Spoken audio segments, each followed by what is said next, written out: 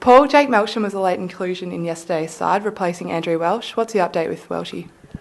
Yeah, well, actually, what happened was Jake was replacing Welshie, who was replacing Fletch. So it was an interesting little period there. So I'll get a little bit of background. Fletch, we were waiting until later in the week to see if he was going to be right. He just had a minor knee injury. He just wasn't right. We worked that out pretty well on the Saturday that he wouldn't be able to play the next day. So we replaced him with Welshie, who's been back and played 3 games in the VFL and done reasonably well. Now, unfortunately for him, in the warm-up of the game yesterday, he injured his calf muscle and particularly his soleus muscle. Really disappointing, quite shattering for him, and when we really feel for him. We had Jake Melksham always on standby in case these sort of things happen. We always try to have one player ready to go, and that was Jake. So Jake was, I think, in his suit at that stage, so he quickly got changed. He was very enthusiastic. But yeah, for Welshie, we're thinking he's going to be out for a few weeks. We're going to get some further examination and MRIs on his calf to determine the extent of the injury. But calf injuries usually are a number of weeks, so we're resigned to the fact he'll miss a few games. So very, very disappointing for him. And Paddy Ryder took a big knock late in the fourth quarter yesterday. How's he?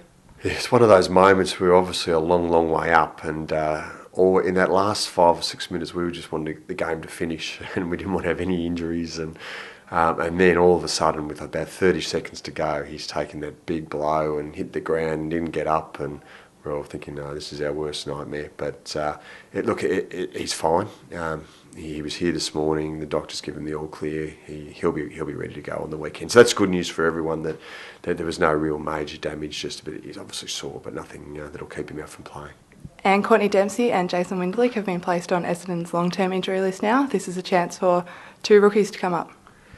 It is. There's always an upside, isn't there? 2 long-term injuries. So we got the approval from the AFL last week. So they've both been placed on that long-term injury list. Now, one of the players will obviously take one of their places will be Stu Crameri. So Stu's currently on the senior list as a result of Anthony Long being on the long-term injury list. Now, we would hope that Anthony would potentially come back over the next 2 to 3 weeks onto the senior list, at which time we'll then move Stu onto the senior list as a replacement for either Courtney or Jason. This allows one other rookie if required. So it gives that little bit of extra incentive for some of our rookie players to put their hand up, and there's an opportunity there if someone wants to take it. And Bomber fans are keen to know about Tate Pearce. How's he tracking with his recovery? He's been going well. He's been doing a fair bit of running and just gradually building it up. So the thought of having Tate Pearce back in our side, perhaps for the last 7 or 8 weeks of the year, is quite enticing for us. We'd love to, but we want to make sure we do it in the right way, and it's going to be a gradual build-up. And we've been really pleased. The doctors and the surgeons and everyone, they've given him the real big tick for long term in terms of they've said he should be fine on the long term basis, and that's a real relief for us. So he's tracking well, and he's still probably a few weeks away from playing VFL, because in many ways you almost have to give him a mini pre-season through this time of year just so he can stand up at the end of the year for us. But yeah, it is an exciting prospect. Thank you, Paul. Thanks.